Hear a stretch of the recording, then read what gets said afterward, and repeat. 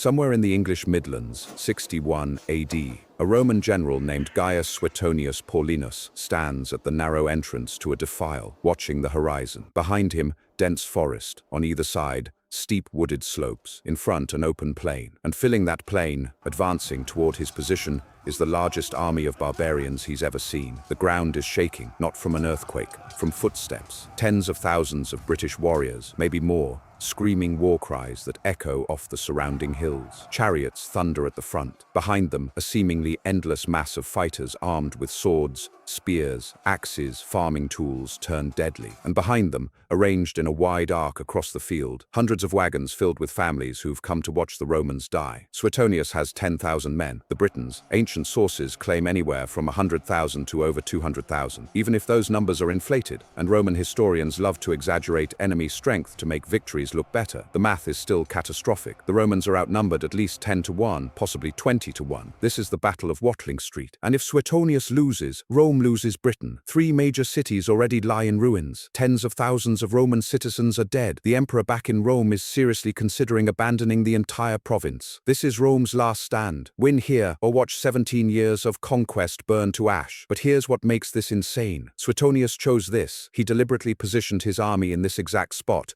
trapped between the barbarian horde in front and the forest behind. No escape route, no reinforcements coming, just 10,000 Romans and a gamble that discipline can beat desperation. The woman leading that massive army, her name is Boudica, Queen of the Iceni, and she has every reason to want every Roman in Britain dead. By the end of this, you'll understand why the greatest rebellion in British history came down to one afternoon of slaughter, how 10,000 soldiers held against impossible odds, and what happens when you push conquered people too far. But first, we need to rewind, because this battle didn't start on this field. It started with a flogging, a rape, and a queen who decided that some things are worth dying for. Let's rewind 17 years. It's 43 AD.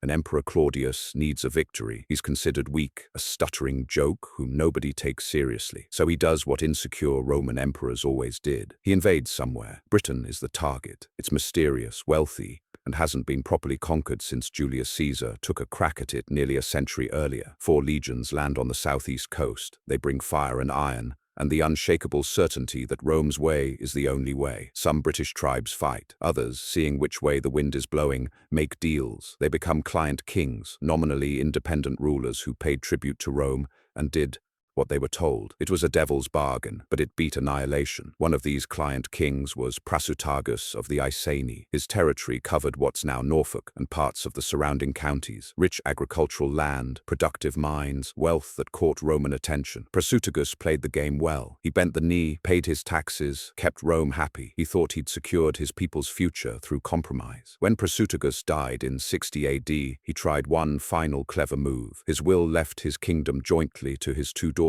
and to Emperor Nero himself. He figured if the emperor was a co-heir, Rome would have a vested interest in protecting the kingdom. It was the thinking of a man who'd spent 17 years learning to navigate Roman politics. But Prasutagus had misread the room catastrophically. The Romans didn't want partnership. They wanted everything. The procurator, Catus Decianus, arrived to settle the estate. What followed was systematic pillaging. The kingdom wasn't being inherited. It was being conquered from within. Roman officials seized lands, called in loans that British nobles thought were gifts, plundered wealthy Iceni homes like they were enemy spoils. The Iceni nobles protested. They'd been loyal. They'd kept their word. This wasn't the deal. That's when the Romans decided to make an example. Boudica, Prasutagus's widow, was publicly flogged, not as punishment for a crime, but as a statement. You are subjects. You have no rights. Your royal blood means nothing to us. Then they took it further. Her daughters, barely more than girls, were dragged before the assembled Iceni and raped by Roman soldiers. Roman historians recorded this themselves. They weren't even ashamed. It was what happened to people who didn't understand their place in the Roman order. The message was clear and brutal. Submit completely, or this is what we do to your nobility, your women, your future. The Romans had been in Britain for 17 years. They'd won battles, built roads, established settlements. They thought they'd won. But what they'd actually built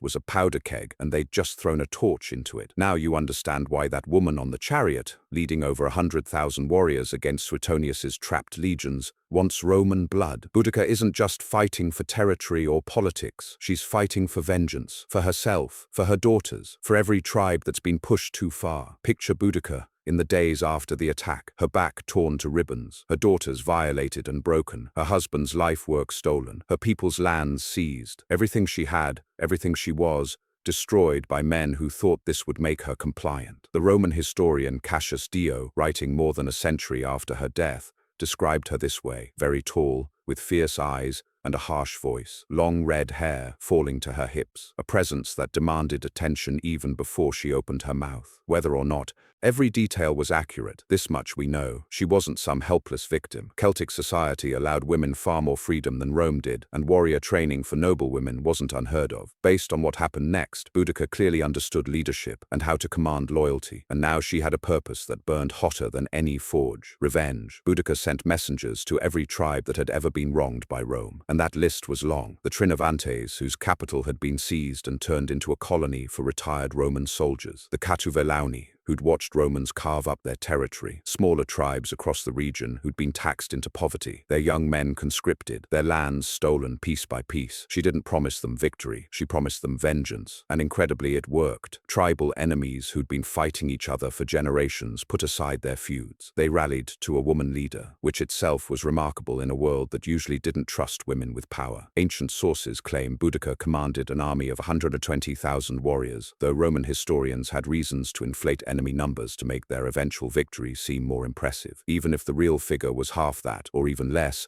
it was still a massive force by any standard. This wasn't a professional army. These were farmers and craftsmen, hunters and merchants, people who'd been pushed too far. They came with whatever weapons they had: swords, spears, farming tools turned deadly. Some had shields and armor, most didn't. What they had was rage, and that would have to be enough. The first target was obvious. Camulodunum, modern Colchester, had been the tribal capital of the Trinovantes before Rome stole it. Now it was a colonia, a retirement community for Roman soldiers who'd earned their discharge. These veterans had been given confiscated British land as payment for their service. They'd expelled the natives from their own homes and treated the surrounding population like slaves. Worse, the Romans had built a temple there, the Temple of Claudius, a massive structure dedicated to the emperor who'd invaded Britain. They'd forced the Britons to pay for its construction. Every time the locals looked at it, they saw a monument to their own conquest, built with their own money, honoring the man who'd destroyed their independence. When Boudica's army appeared on the horizon, Camulodunum was utterly unprepared. The veterans had grown soft, confident in Roman superiority. They'd never bothered building proper defenses. When they saw the size of the British force, a seemingly endless sea of warriors, they sent desperate messages to Londinium begging for reinforcements. Catus Decianus, the procurator who'd orchestrated the theft of the Iceni kingdom, sent them 200 men. 200 against an army that vastly outnumbered them. Those reinforcements didn't stand a chance. The veterans and their families retreated to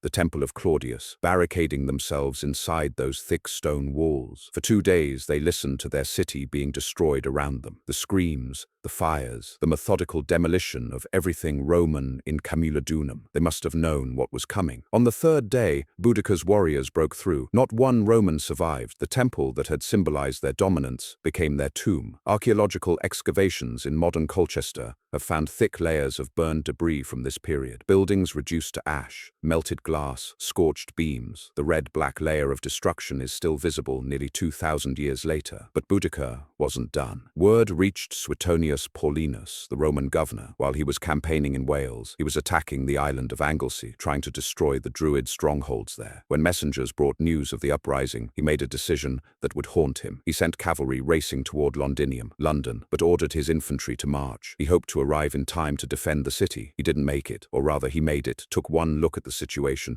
and made a brutal calculation. He had maybe 2,000 cavalry. Boudica had an army that now numbered close to 200,000, swollen by success and reinforced by tribes who saw a genuine chance to drive Rome from Britain. The 9th Legion had already tried to intercept Boudica and been mauled, losing most of its strength in an ambush. Suetonius didn't have the numbers to defend Londinium, so he abandoned it. He took everyone who could march and left the rest to their fate. When Boudica arrived, she found a thriving commercial settlement, the most populous town in Britain, full of merchants and administrators and people who'd cast their lot with Rome. What happened next was methodical and merciless. No quarter given, no prisoners taken. The Britons had watched Romans take their lands, their dignity, their futures. Now they repaid that in blood. Tacitus, the Roman historian, described it bluntly. They had no interest in selling prisoners or any practice of civilized warfare. They wanted slaughter, by gibbet, fire, and cross. The archaeological record backs this up. That same red-black burn layer archaeologists found in Colchester exists beneath London too. Buildings torched, bodies left where they fell, human skulls found in the river Walbrook that may have been victims of the massacre. From Londinium, Boudica marched to Verulamium, modern St. Albans, another Roman town, this one a municipium, meaning its citizens had special privileges under Roman law. That made it a target. The pattern repeated. The British army arrived, surrounded the settlement, and destroyed it completely. More thousands dead. The Roman historian Tacitus claimed that across these three cities, 70,000 to 80,000 Romans and their British allies were killed, even accounting for the possibility that Roman sources inflated numbers to emphasize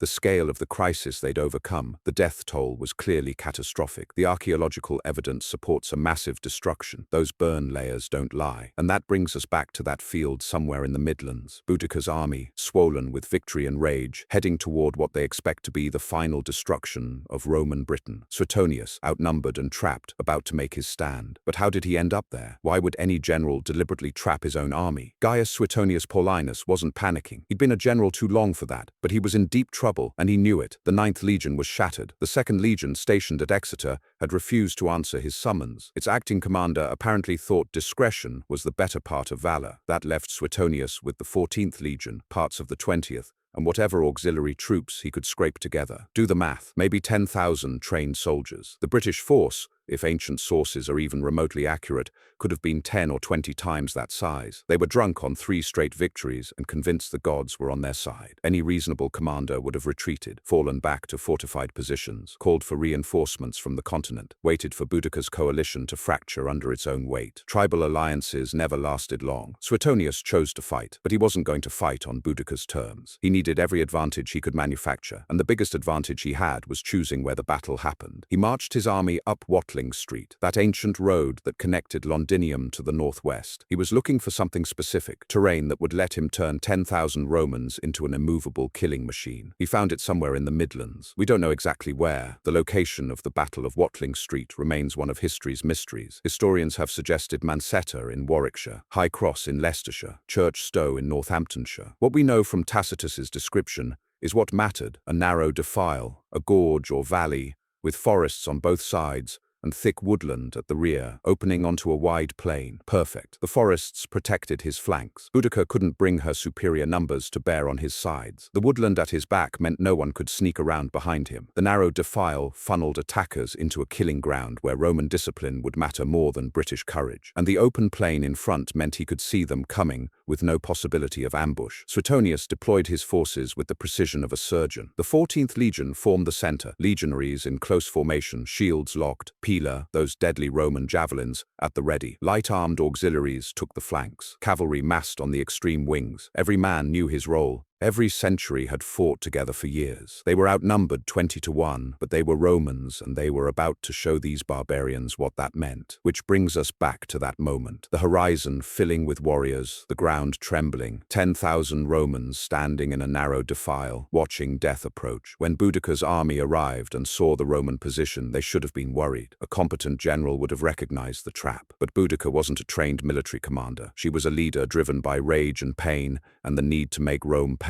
Her warriors weren't soldiers who thought about terrain and tactics. They were tribesmen who'd just burned 3 cities and killed tens of thousands of Romans without serious opposition. They were so confident they did something that would seal their doom. They positioned their wagons and supply carts in a wide arc at the rear of their position. Their families climbed aboard, wives, children, elders, settling in to watch what they expected to be the final annihilation of Roman power in Britain. It was like setting up grandstands at a sporting event. They were that certain of victory. Before the battle, both commanders addressed their troops. Tacitus, writing later based on accounts from his father-in-law, Agricola, who was there, preserved versions of their speeches. Boudica drove her chariot through the ranks, her daughters beside her, a pointed reminder of what Rome had done. She told her warriors she wasn't fighting as a queen from noble lineage, but as one of the people. She was avenging her lost freedom, her flogged body, her daughter's violated innocence. Roman lust had left nothing unpolluted, she told them. Not their persons, not their age, not even virginity. But heaven favored righteous vengeance. A whole legion had been destroyed already. The rest were cowering or thinking of flight. They wouldn't sustain even the noise and shouting of the British charge, let alone the blows. Win or die, that was a woman's resolve. Men could live as slaves if they preferred. Suetonius's speech was notably different. No flowery rhetoric, just blunt soldier-to-soldier talk. Ignore the noise these savages make, he told his legionaries. There are more women than men in their ranks. They're not soldiers, not even properly equipped. We've beaten them before. When they see our weapons and feel our discipline, they'll break. Stick together. Throw your javelins. Push forward. Knock them down with your shields. Finish them with your swords. Forget about plunder. Just win, and you'll have everything. The British charged. Ancient sources claim something like 200,000 warriors, though that number strains credibility. Roman historians had every reason to exaggerate the odds to glorify their victory. But whatever the actual number, it was massive. Warriors surging across that open plain, war cries echoing off the surrounding hills, chariots thundering ahead, the ground shaking from the mass of humanity, rushing toward those 10,000 Romans standing in that defile. The Romans stood silent, waiting, shields locked, breathing steady, years of training overriding every natural instinct to run. At 100 yards, the order came. The first volley of pila launched, 7,000 javelins arcing through the air like a dark cloud. They came down on the leading edge of the British charge like a metal rain. Men screamed, horses shrieked and crashed, chariots tumbled, the weighted javelins punched through shields, bending on impact so they couldn't be thrown back, the weight dragging down shields until warriors had to drop them or fight encumbered. Before the Britons could recover, the second volley launched. Another 7,000 javelins. More screaming, more dying. The charge faltered, bodies piling up, the momentum broken. Then Suetonius signaled the advance. The Romans moved forward in tight wedge formations, stabbing machines of overlapping shields and thrusting short swords. The gladius wasn't designed for slashing duels. It was built for the brutal close-quarters murder that happened when formation met formation. Shield to shield, then the sword comes up under the enemy's guard, into the belly, twist, withdraw, next target. The Britons were brave. They fought with everything they had, but courage doesn't beat discipline. Individual warriors, no matter how fierce, don't beat soldiers who've trained together for years. The narrow defile meant the British couldn't bring their numbers to bear. They were compressed into a mass, fighting uphill, unable to use their long swords effectively in the crush, while Roman short swords stabbed and killed with mechanical efficiency. The wedge formations cut through the British lines like knives through flesh. Warriors tried to fall back, regroup,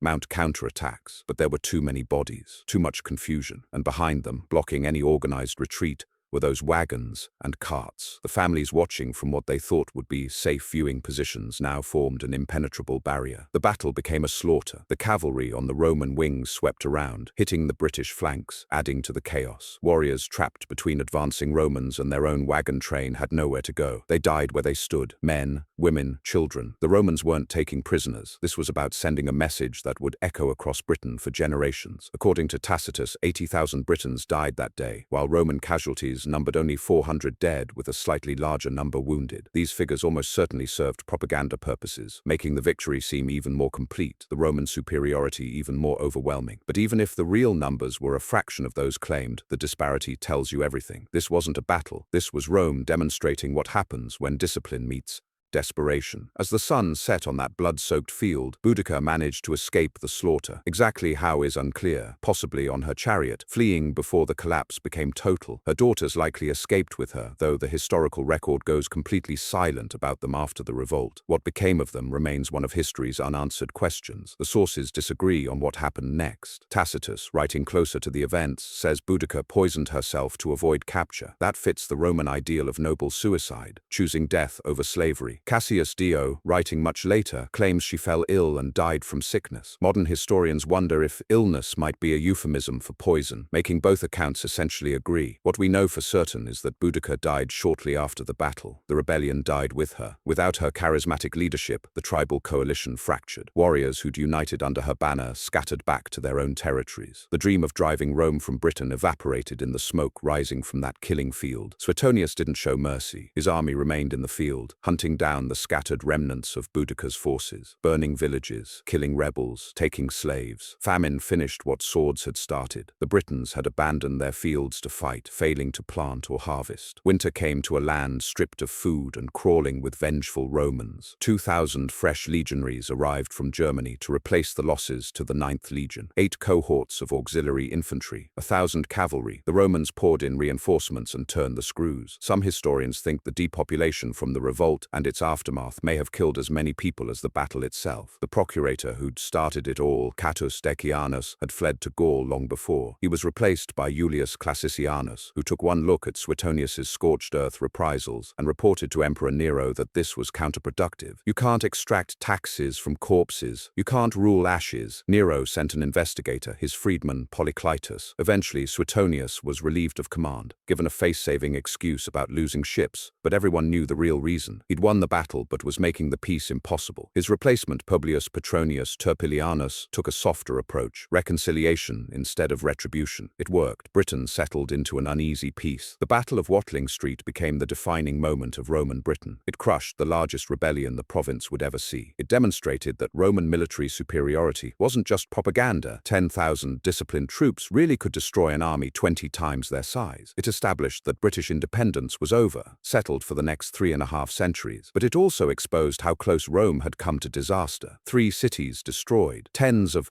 thousands dead, a governor who'd seriously considered abandoning the entire province. One different outcome in that final battle, and Britain might have slipped from Roman control, changing the entire trajectory of European history. The legend that wouldn't die. Boudica's grave has never been found. Legends place it everywhere from Hampstead Heath to Platform 10 of King's Cross Station. But these are just stories. We don't know where she was buried. We don't even know what happened to her daughters. The historical record goes silent on them after the rebellion. What we do know is that Boudica became more famous in death than she ever was in life. The Romans remembered her as a cautionary tale about what happens when you push conquered peoples too far. The Britons remembered her as the woman who almost drove out the conquerors. Fast forward to the 16th century. Elizabeth the Fair is Queen of England, and suddenly Boudica is everywhere in literature. A warrior queen ruling in her own right resonated in an era when England was led by another powerful woman. The spelling of her name got corrupted to Boadicea through a transcription error that stuck for centuries. By the Victorian era, Boudica had transformed into a symbol of British imperialism. Never mind the irony of the British Empire celebrating a woman who fought against imperialism. In 1902, Thomas Thornycroft's massive bronze statue was erected near Westminster Bridge. Boudica stands in a war chariot with her daughters, spear raised, ready for battle. The chariot has anachronistic scythes on its wheels that no Celtic chariot actually had, but accuracy mattered less than symbolism. The statue looks out over the Thames,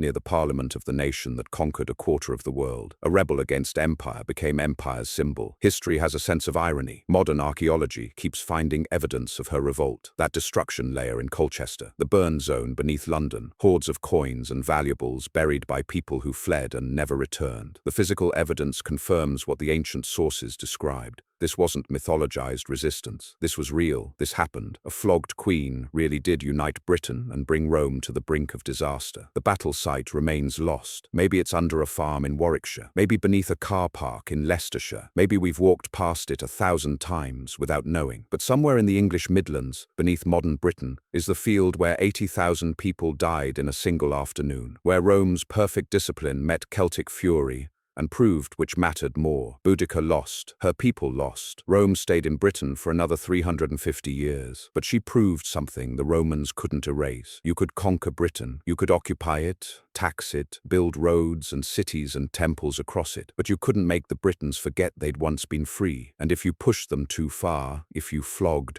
their queens and raped their daughters, they would rise up and make you bleed for every mile of conquered ground. The Battle of Watling Street ended the revolt, but it couldn't kill the memory, couldn't silence the story of a woman who'd been broken and brutalized, and responded by nearly burning an empire out of Britain. That story lived on, passed down through generations, becoming legend, becoming myth, becoming the red-haired warrior queen who refused to kneel. Here's what Rome never advertised about the Battle of Watling Street. They won through geography, not superiority. Suetonius didn't beat Boudica in open battle. He beat her by choosing a battlefield where numbers didn't matter, and then letting Celtic courage smash itself to pieces against Roman discipline, channeled through a natural choke point. Take away that defile, that narrow approach, and you have 10,000 Romans facing a vastly larger British force on open ground. The math changes drastically, but that's the genius of Roman military thinking. They didn't fight fair, they fought to win. Terrain selection, logistics, training. They turned war into a science while their enemies still treated it as a test of individual courage. The Britons learned nothing from the defeat because there was no surviving British command structure to learn it. The coalition shattered. The tribes retreated to their own territories. There would be other rebellions, other uprisings over the next centuries, but never again would Britain unite under a single leader against Rome. Never again would they come that close to actually winning. Think about what Britain lost in that single afternoon. Even if we take Roman casualty figures with appropriate skepticism, thousands upon thousands died. Their best warriors, their momentum, their hope. They lost their chance, their one realistic shot at independence. After Watling Street, it was over. The question wasn't whether Rome would rule Britain, but how harsh that rule would be. In a way, Suetonius's brutality after the battle cost Rome more than Boudica's revolt had. The scorched earth, the indiscriminate reprisals, the starvation. It created resentment that simmered for generations. When Rome finally left Britain in 410 AD, 4 centuries after Claudius's invasion, the Britons didn't beg them to stay. They'd never forgiven, never forgotten, never truly submitted in their hearts, even while they obeyed in their actions. We tell ourselves comforting stories about history. Might makes right. The strong survive. Empires are inevitable. And then we find stories like Boudica's, and they complicate everything. Yes, Rome won. Rome built roads and cities, brought law and order, created the infrastructure that Britain would build on for centuries. Roman Britain was more prosperous, more connected, more advanced than what came before. You can make an argument that Roman conquest was progress. But progress for whom? Not for the Iceni whose lands were seized, not for the Trinovantes driven from their own capital, not for Boudica flogged in public, not for her daughters raped to teach their people a lesson about power. Progress is a funny word when you're the one being crushed beneath its wheels. The Battle of Watling Street shows what happens when occupied people reach their breaking point, when humiliation and oppression and systematic abuse finally generate enough fury to overcome fear. It shows the power of a charismatic leader to unite disparate groups against a common enemy. It shows how close rebellion can come to success before being crushed by superior organization and ruthless efficiency. It also shows the limits of righteousness. Boudica's cause was just. Her grievances were real. The atrocities committed against her and her daughters were inexcusable, and she still lost. Because justice doesn't guarantee victory. Courage doesn't beat discipline. Being right doesn't matter if the other side has better tactics and chooses the battlefield. Every revolution studies battles like Watling Street, looking for lessons, how to unite disparate groups, how to maintain momentum after early victories, how not to let confidence override tactical thinking, how crucial logistics and terrain are. The British rebels made almost every mistake a rebel army can make. They let emotion drive strategy. They allowed themselves to be funneled into a death trap. They blocked their own retreat route because they were so sure they'd win. Rome made no mistakes. That's the terrifying thing. Suetonius did everything right, chose his ground perfectly, deployed his forces optimally, remained patient while his men were outnumbered and frightened, let the enemy come to him instead of rushing to meet them. And when victory came, he showed no mercy because he understood that crushing rebellion requires not just defeating the army, but breaking the people's will to resist. The red-haired queen, who almost saved Britain, the flogged woman who united enemy tribes under a single banner, the mother who watched her daughters violated and responded by burning Rome's cities to ash. She's been dead for nearly 2,000 years, but her story refuses to die because it touches something fundamental. The refusal to submit, the choice to fight even when defeat is likely, the decision that some things matter more than survival. Boudica lost, the Britons lost, but they proved that Rome could bleed, that even overwhelming power has limits, that victory costs the conqueror something even when they win. The Battle of Watling Street secured Roman Britain, but it also showed every occupied people watching that resistance was possible. Unity was possible. Coming within a hair's breadth of victory was possible. If you ever visit London, walk along the Thames embankment near Westminster Bridge. You'll see that massive bronze statue of Boudica on her chariot, daughters at her side, ready to lead her people into battle. Tourists snap photos, school groups walk past without looking up. Most people don't know her story, but she's there, looking out over the city that rose from the ashes of the Londinium she burned, standing in the heart of an empire that came after Rome fell, a permanent reminder that even conquered peoples leave their mark. That rebellion, writes itself into history even in defeat, that some stories are too powerful to die. Somewhere beneath England's green fields lies the battlefield. Somewhere lie the bones of the thousands who thought they were going to witness Rome's destruction and instead became its victims. Somewhere lies the place where ancient Britain's independence died and 3.5 centuries of occupation began. We don't know where, maybe we never will, but we know it happened. We know a flogged queen and her violated daughters stood against an empire and made it tremble. We know 10,000 Romans stood their ground against a force that vastly outnumbered them and won through discipline and tactical genius and absolute ruthlessness. We know that the Battle of Watling Street ended the dream of British independence, but couldn't kill the memory of resistance. And sometimes the memory matters more than the outcome. Sometimes the story of defiance echoes longer than the triumph of conquest. Boudica lost, but she's remembered. The Roman procurator who flogged her, whose name was Catus Decianus, had to look that up. He fled to Gaul and disappeared from history, leaving nothing behind but the consequences of his cruelty. She became a legend. He became a footnote. The Battle of Watling Street was Rome's most complete military victory in Britain. It was also the moment Rome learned that Britain could never be fully conquered. You could kill the rebels, couldn't kill the rebellion. That would take 4 more centuries and ultimately prove impossible. If you've learned something new about this incredible and brutal chapter of ancient history, hit that like button and subscribe for more untold stories from the past. Ring the bell so you never miss when we uncover another piece of history that deserves to be remembered. Because some stories refuse to be forgotten, some queens refuse to kneel, and some battles, even in defeat, echo through 2,000 years of history as proof that resistance is always possible, victory is never guaranteed, and sometimes the greatest legacy is showing that you tried. Boudica tried, and that's why we're still talking about her.